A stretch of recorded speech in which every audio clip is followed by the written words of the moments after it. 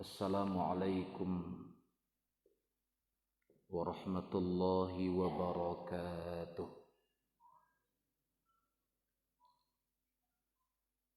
Innal hamdalillah nahmaduhu wa nasta'inuhu wa nastaghfiruh wa na'udzu billahi min shururi anfusina wa min sayyiati a'malina. May yahdihillahu fala mudilla lahu wa may yudlil fala hadiyalah. Ashhadu an la ilaha illallah wahdahu la syarika lah wa ashhadu anna Muhammadan abduhu wa rasuluh arsalahu Allahu kafatan ilan nas basyiran wa nadhira wa da'iyan ila Allah bi'idnihi wa sirajan munira. Amma ba'du, subhanaka la ilma lana illa ma 'allamtana innaka antal alimul hakim. Faqala ta'ala fi kitabihil karim wa huwal asdaqul qailin. A'udzu billahi minasy syaithanir rajim. Bismillahirrahmanirrahim. Wa ahallallahu al-bai'a wa harrama ar-riba. Shadaqallahul azim. Bahagian dari surah Al-Baqarah ayat yang ke-275. Bapak pengurus masjid yang kita hormati, bapak-bapak dan ibu-ibu, kaum muslimin dan muslimat, hadirin hadirat jemaah subuh rahimakumullah. Kembali kita bersyukur kehadirat Allah Subhanahu wa taala. Alhamdulillah, pada subuh yang sejuk ini InsyaAllah dengan suasana hati, fikiran dan perasaan yang sejuk pula, kita kembali hadir di masjid Allah Subhanahu wa ta'ala ini. Dan Alhamdulillah kita sudah tunaikan ibadah salat subuh secara berjamaah. Mudah-mudahan ibadah kita, salat kita, zikir dan doa kita diterima oleh Allah Subhanahu wa ta'ala, disempurnakan kekurangan-kekurangannya, diampunkan andai kata ada dosa-dosa di dalamnya. Amin ya rabbal alamin. Kemudian salawat dan salam dengan membaca Allahumma salli ala sayyidina Muhammad wa ala ali sayyidina Muhammad. Mudah-mudahan Allah sampaikan kepada junjungan kita Nabi besar Muhammad sallallahu alaihi wasallam. Mudah-mudahan kita semuanya menjadi umat Rasulullah yang istiqamah dalam beragama, menjalani kehidupan ini dengan dua pedoman dan pegangan yang beliau tinggalkan untuk kita, Quran dan Sunnah, yang dapat kita implementasikan, kita laksanakan dalam seluruh aspek kehidupan kita, tidak terkecuali dalam hal itu, dalam hal yang berkaitan dengan muamalah maliyah kita atau hubungan-hubungan kemanusiaan kita yang berkaitan dengan harta dan ekonomi. Bapak-bapak dan ibu-ibu,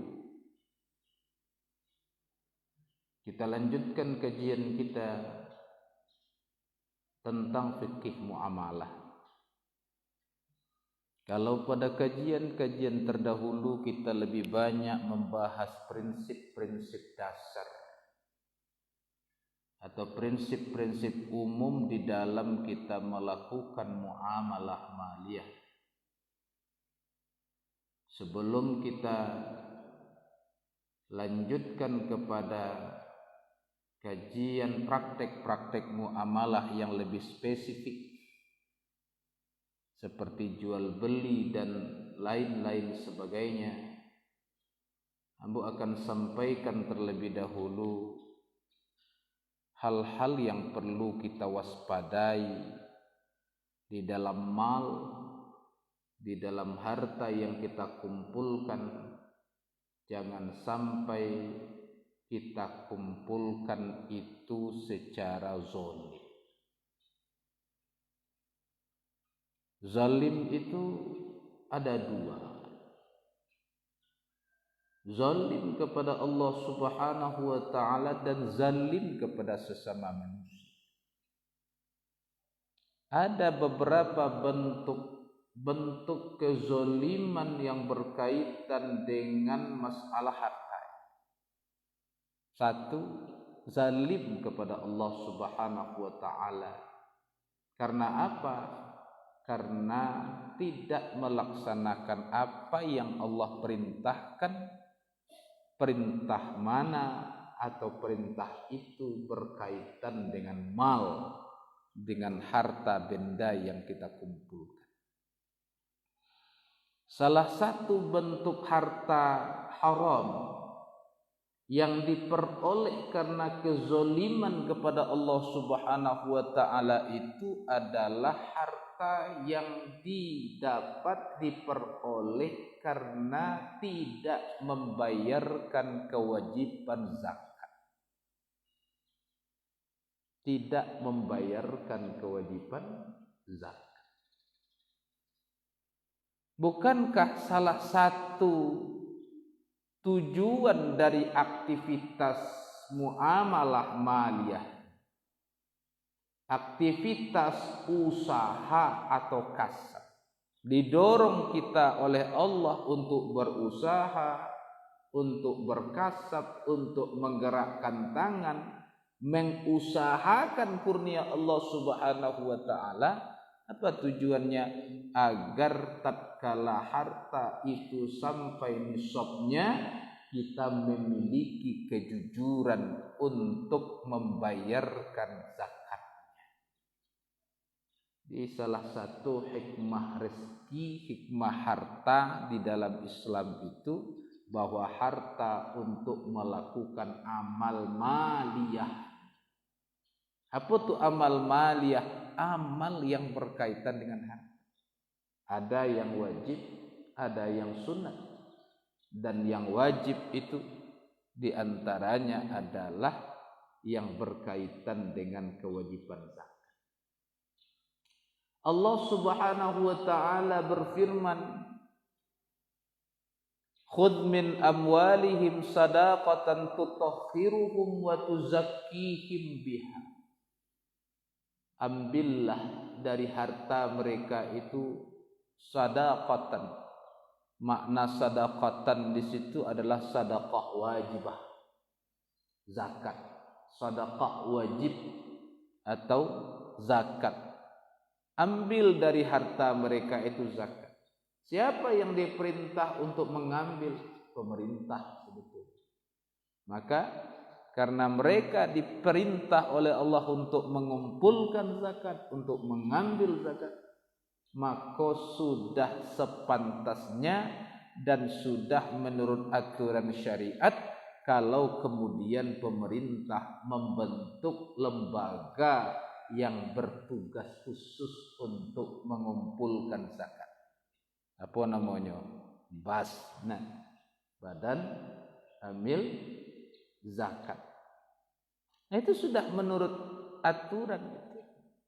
Dulu orang nan batanya kok pemerintah satu menyatu pulau mengumpulkan zakat. Ya gini. Nah, kini dihimbau untuk wakaf. Akan begitu. Terlepaslah dari berbagai macam kontroversi. Tapi sudah benarkah negara kemudian menerbitkan undang-undang zakat? Sudah benar. Karena Allah Subhanahu wa ta'ala dalam At-Taubah ayat 60 itu mengatakan ambil dari harta mereka itu zakat. Ambil dari harta mereka itu zakat. Khudh min amwalihim sadaqah. Nah, ambil. diperintah mengambil zakat. Kenapa? Karena zakat memang kewajiban yang berkaitan dengan harta. Maka siapapun di antara kita yang memiliki harta yang sudah cukup syaratnya, maka tunjukkan kejujuran untuk menunaikan zakat itu kepada mereka yang berhak, atau disebut dengan mustahik. Innamas sadaqatu lil fuqara'i wal masakin, dan seterusnya.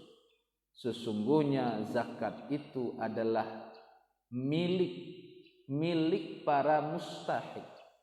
Kalau itu milik mereka, hak mereka, maka waktu haqqahu, bayarkan haknya. Kalau itu haknya, berarti ndak awak nang mempunyai. Tatkala itu ditahan-tahan, ndak dikeluarkan zakatnya, maka kita berlaku zalim. Zalim kepada siapa? Zalim kepada Allah. Karena Allah zat yang memerintahkan kewajiban untuk mengeluarkan zakat. Maka hitunglah kalau ada kewajiban dari emas dan perak yang kita simpan. Hitunglah kewajiban dari uang yang kita simpan. Hitunglah kewajiban zakat dari tijarah, perdagangan yang kita laksanakan. Hitung secara jujur, bayarkan secara jujur. Apa tujuannya? Tujuannya yang pertama, bagaimana mustahik itu menjadi muktafi. Di dalam Islam itu luar biasa tujuan zakat. Pemberdayaan. Bagaimana si mustahik ini menjadi muktafi? Apa makna muktafi itu? Berkecukupan. Tadinya susah, ini menjadi cukui. Muktafi.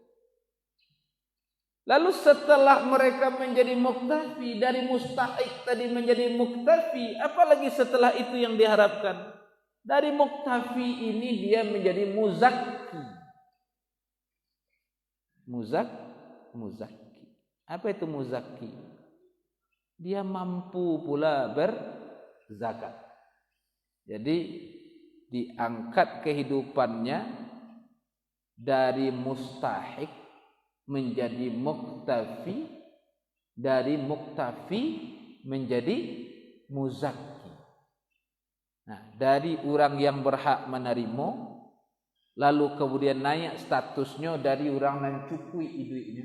Kalau lah cukui duitnya, masihkah mereka akan menengadahkan tangan? A'tini sadaqah, berilah ambo sedekah, berilah ambo zakat. Ya, datang orang berkeliling ke rumah kita, ketoknya pintu, ada enggak sedekah zakat untuk kami bapak dan ibu? Kalau hidupnya sudah muktafi, sudah cukup, tentu ini tidak akan terjadi. Nah, lalu setelah cukup, apalagi yang diharapkan? Dia tetap berusaha, lalu kemudian menjadi muzakki, menjadi orang yang membayar zakat. Inilah pola yang dipakai oleh para pemimpin Islam di dalam mengentaskan kemiskinan. Sehingga adonan bertanya, kalau model itu, kalau konsep zakat itu adalah pemberdayaan, memberdayakan mustahik menjadi muktafi, muktafi menjadi muzaki, apakah kemudian bolehkah kemudian zakat itu kita tumpuk kepada seseorang? Nah, kan gitu. Ya, kalau tujuannya pemberdayaan ya boleh saja. Di dalam mazhab Hanafi boleh. Tahun kini, dulu kan pernah berceritakan musaji itu harus punya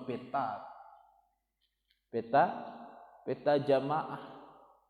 Nah, jadi jemaah nah, tahun kini ko nanti dia tahun besok setelah itu ini, setelah itu ini, setelah itu ini. Sehingga dari tahun ke tahun, dari haul ke haul zakat, lambat laun mustahik menjadi berkurang, muktafi semakin banyak, muktafi pun semakin berkurang, muzakki semakin banyak, sehingga umat ini akan menjadi orang yang sejahtera dengan adanya kewajiban untuk membayar zakat.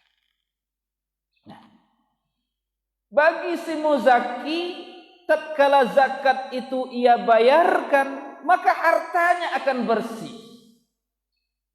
Khudh min amwalihim sadaqatan tutahhirukum wa tuzakkihim biha.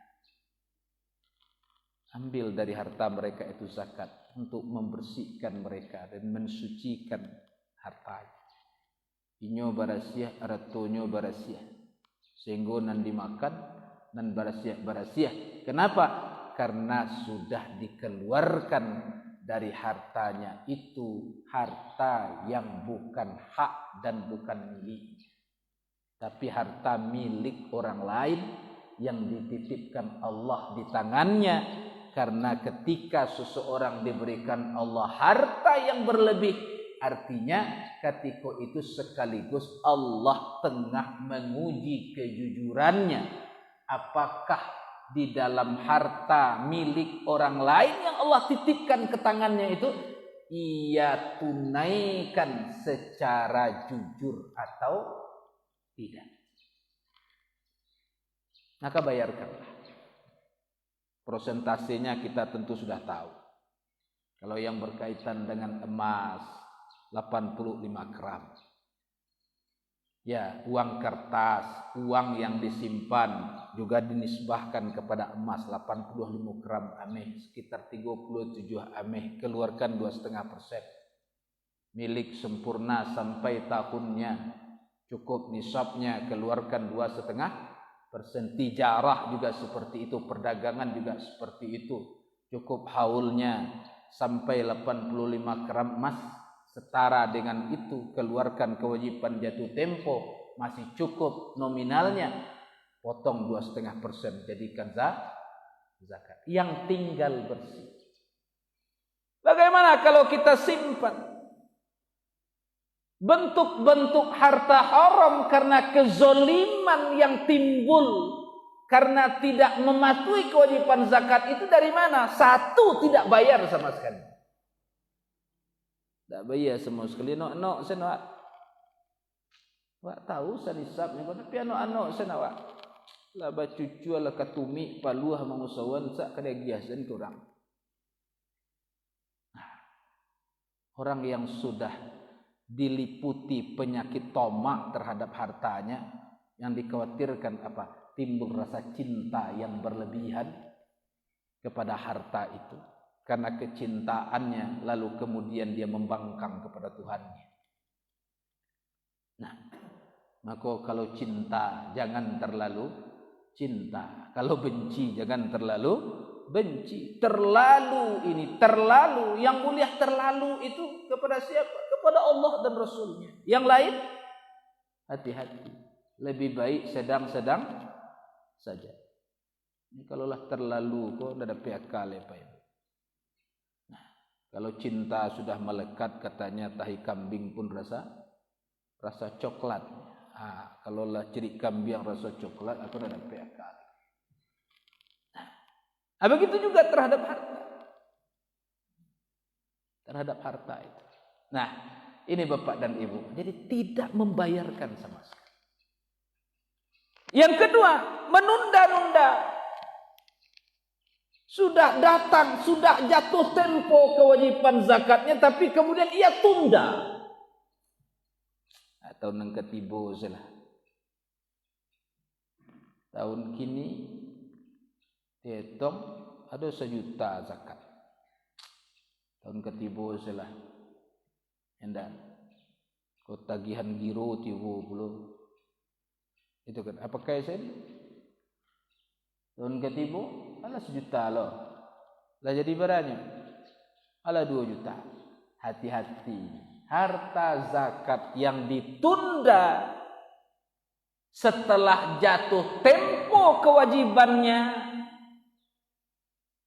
kalau itu kemudian kita gunakan sebagai modal kita, harta zakat nan diputa, maka hasilnya itu menjadi harta zakat. Jadi tidak salah, kini ada 2 juta masuk, salah ke galih dulu. Nah, anda, hitung lah tuh. Setahun nan 2 juta itu baru untuangnya. Harta zakat nan diputa itu bahagian dari harta zakat yang bersangkutan. Ia dah awal. Nah, ditunda-tunda.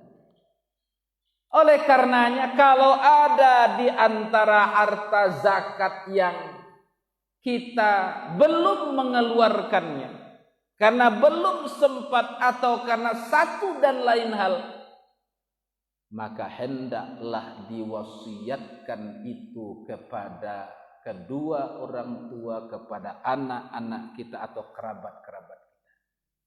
Kenapa perlu diwasiatkan? Karena setelah si muzakki, orang yang wajib membayar zakat itu kemudian meninggal dunia, ternyata masih ada kewajiban zakat yang ia simpan. Harta itu nanti sepeninggal pemiliknya, ya tentu ini akan ada hubungannya dengan para ahli waris.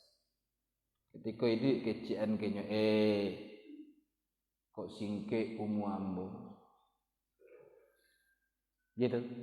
Kok singke umu ambo besok, dalam beratuku masih ada kewajiban zakat.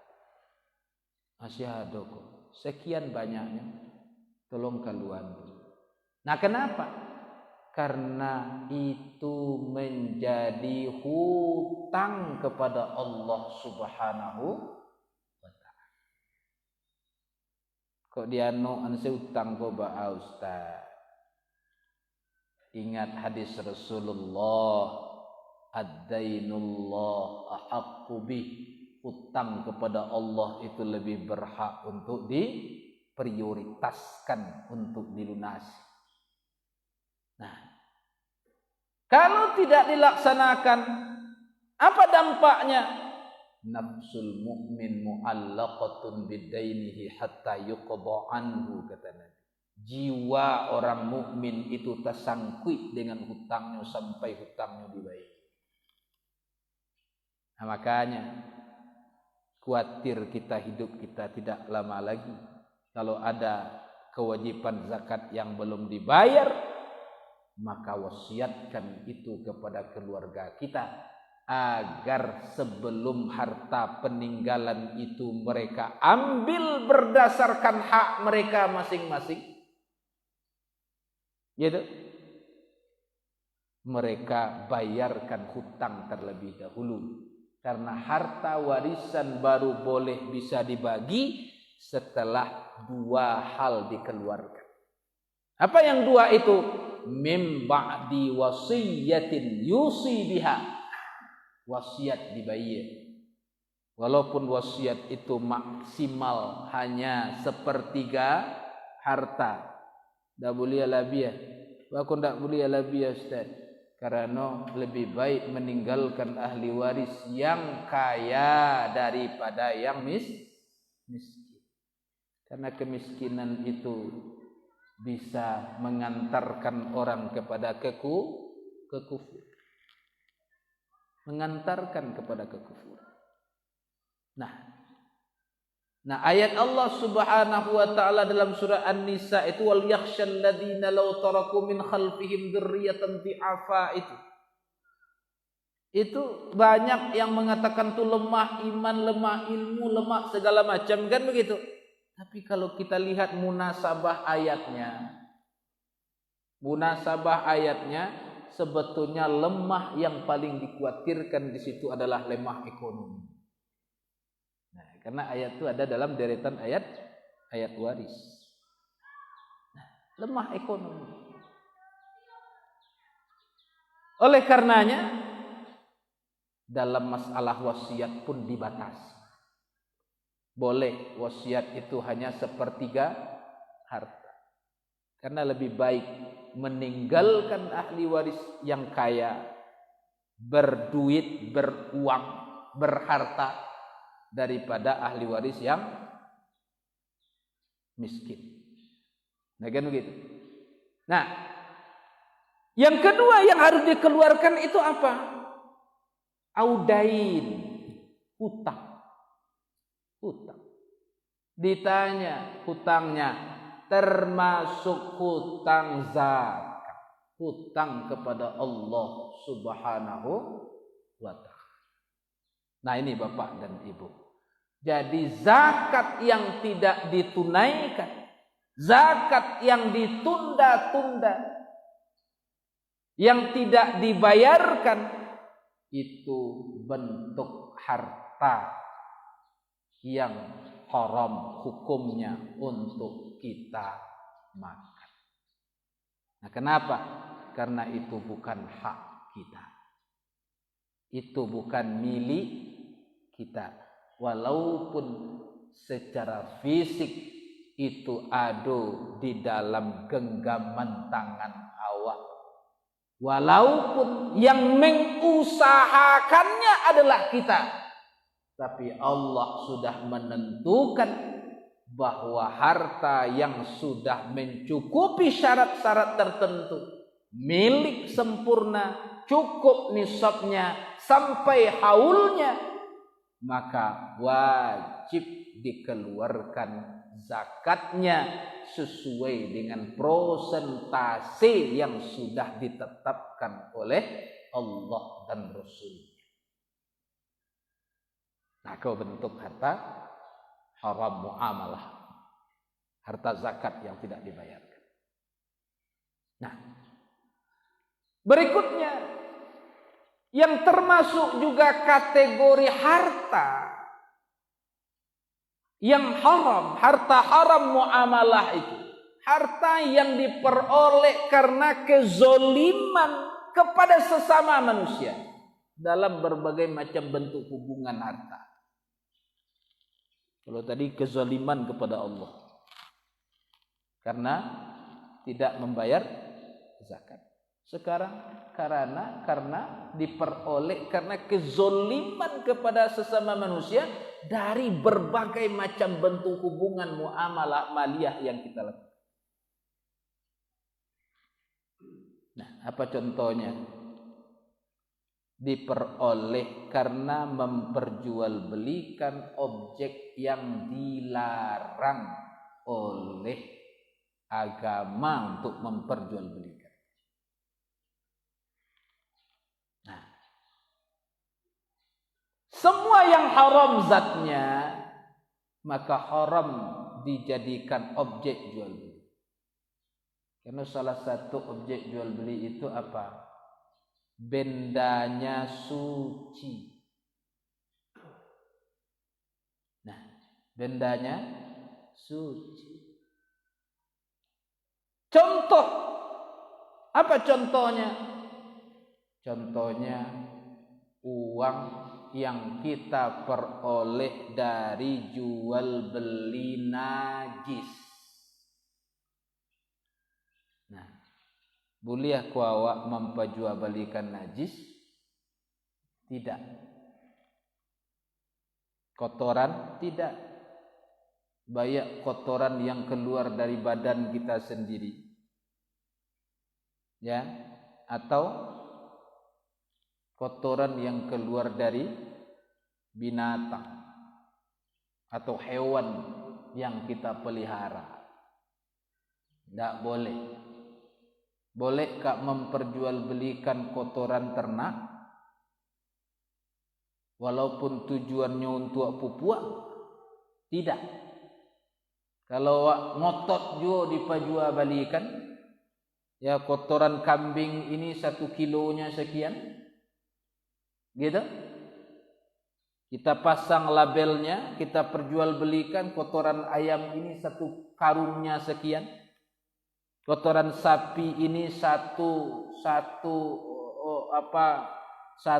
truknya sekian, 1 kijangnya sekian. Gitu. Maka hasil yang kita peroleh dari memperjualbelikan benda najis, maka itu adalah haram. Dilarang oleh Nabi memperjualbelikan benda najis. Dia awak perlu Ustaz baca ronyo. Aduh jalannya. Apa jalannya? Bayarlah upah karena mengumpulkannya atau mengantarkannya. Itu boleh. Bayarlah upah karena mengumpulkannya atau mengantarkannya.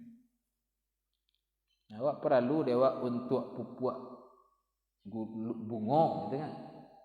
Untuk pupuk limau, gitu. Jeruk untuk pupuk tanaman kita.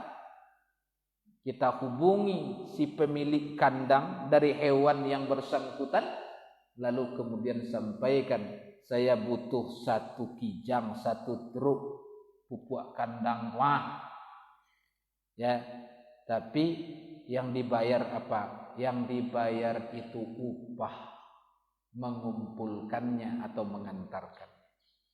Bagaimana kalau yang bersangkutan mengatakan aragonyo 1 truk sekian? Kayak gitu.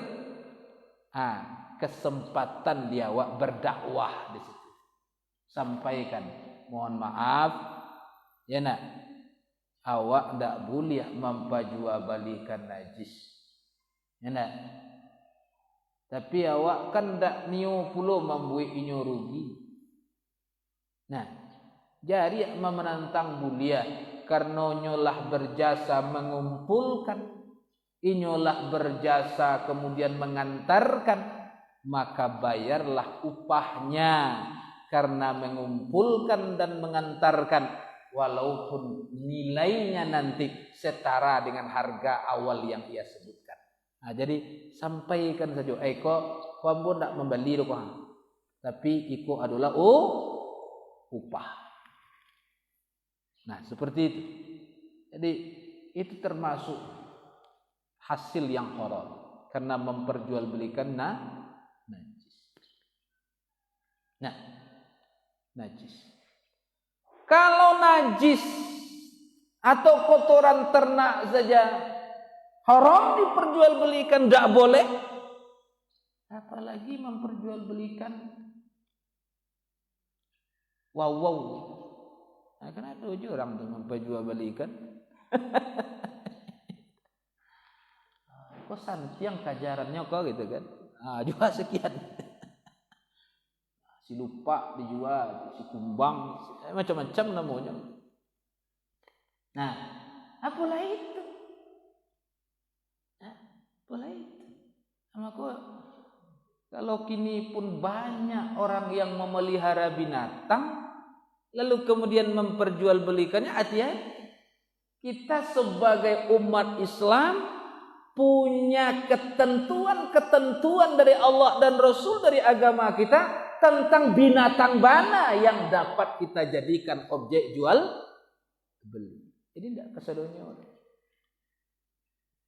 Nah, ya jangankan itu, jangankan najis, jangankan wow itu kan, memperjualbelikan benda najis sudah. Nah, maka hati-hati. Akal kucing batu Ustaz. Ini kan banyak orang pelihara kucing, sehingga pet shop ada di mana-mana itu kan. Pet shop. Nah, kalau kucing itu boleh. Kucing tidak ada masalah. Kenapa? Kucing itu walaupun binatang tapi berbeda dengan yang kita sebutkan tadi. Nah, itu berbeda. Nah, Bapak dan Ibu. Nah, termasuk juga apa yang dilarang, tidak boleh kita memakannya apa? Harta yang diperoleh dari jual beli yang dipaksakan, pasu orang membeli, tidak boleh. Termasuk juga bolehkah umpamanya kita mendapatkan harga murah di luar harga pasar hanya karena si penjual itu sagan jual. Nah, boleh ada tuh. Ya, ambo datang ke ibu-ibu yang menjual sesuatu, Ustaz wak tibo mang, nah, asa kembali ko ha, sagan wak, nah, guru awak tibo nya imam tibo umpamanya kembali ke bunyo, beliau mengimam ya wak ko 5 waktu sehari semalam gitu kan. Nah, atau Ustaz Fani datang itu kan, beliau mengumandangkan azan di masjid awak 5 waktu sehari semalam, lalu kemudian datang yang membeli sesuatu ke kedai awak.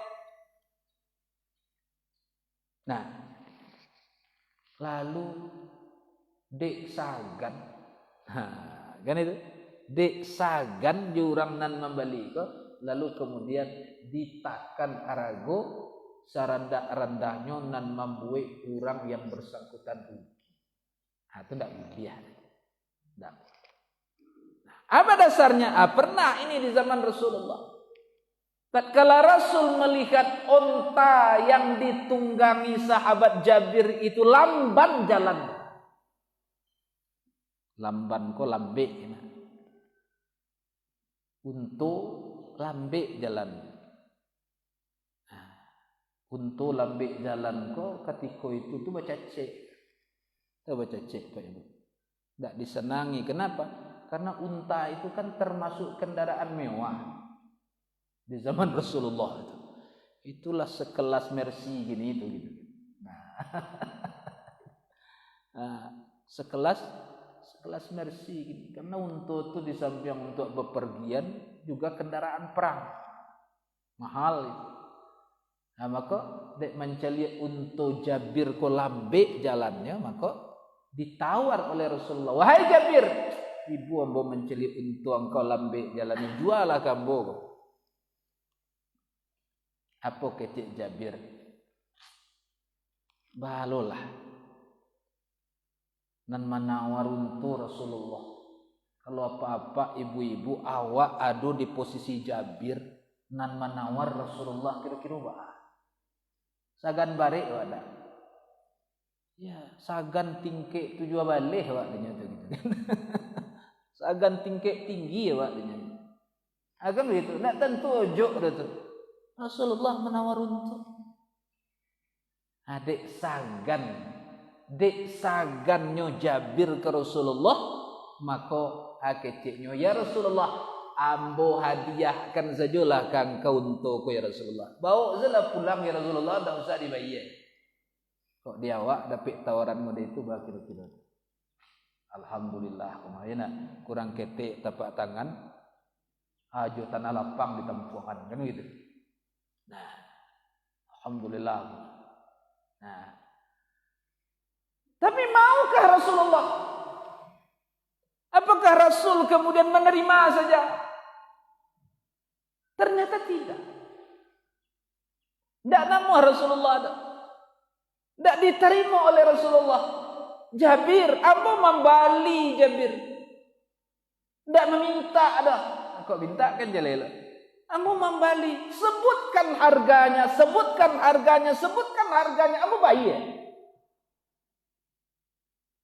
Didasak dek Nabi. Indah ya Rasulullah, bawa saya ya Rasulullah. Rasulullah tahu. Kenapa si Jabir ini meminta Nabi untuk membawa saja, tidak menjualnya, karena unsur sagan bari itu tadi. Nah, amako didesak oleh Rasulullah, sebutkan harganya. Maka disabitkan oleh Jabir aragonyo, dibayar oleh Rasulullah, dilabiahkan bahkan dari harga yang disebutkan tadi. Model itu etika jual beli Rasul. Aku kadangkala kalau ke membeli murah ke kawan, ya nah, Nah, ke orang lain mahal dibalinya tuh. Tapi ke kawannya minta gratis lo tuh. Tambahnya banyak. Tambah lah setiap warna tuh. Padahal ke orang lain hanya bayar wah. Kalau ke kawan hanya bayar murah. Ada kawan kosagan bare, ayo bawalah ke balai. Aduh dia hatinya menggerutuk. Di kokosone rugi. Jadi tidak boleh kita menyebabkan kerugian kepada orang lain hanya karena faktor sagan menyagan, malu memari. Nah inilah Bapak dan Ibu. Begitu indahnya akhlak jual beli yang dicontohkan oleh Rasulullah. Nah inilah diantara beberapa bentuk-bentuk ya harta yang bisa itu statusnya menjadi haram karena perbuatan tertentu, baik diperoleh karena kezoliman kepada Allah seumpama tidak membayar zakat, menunda-nunda membayar zakat, atau diperoleh karena kezoliman kepada orang lain dalam berbagai macam bentuk hubungan muamalah kita. Oke, nanti kita lanjutkan kepada bentuk lain. Umpamanya, bolehkah kita memperjualbelikan, memakan harta yang terkontaminasi najis? Contoh, ada tabe ikan, kolam ikan, langsung sekalian jadi stick tank. Nah, apa alo kok gitu kan? Apa alo ikan kok? Kan ada tuh, kalau di kampung-kampung gitu kan, umpamanya tabenya langsung jadi stick tank. Jadi pada menggali stick tank di belakang rumah, digali si tabe, apa lo ikan? Apa alo kok ikan? Nah, nanti kita bicarakan. Mudah-mudahan jadi banyak hal Bapak-bapak, Ibu-ibu di dalam kajian fikih mal ini yang jarang dibicarakan dan itu harus kita ketahui. Kenapa? Karena itu berhubungan langsung dengan hidup dan kehidupan kita. Itu saja, mudah-mudahan bermanfaat pagi ini. Berbanyak maaf. Billahi taufik wal hidayah. Assalamualaikum warahmatullahi wabarakatuh.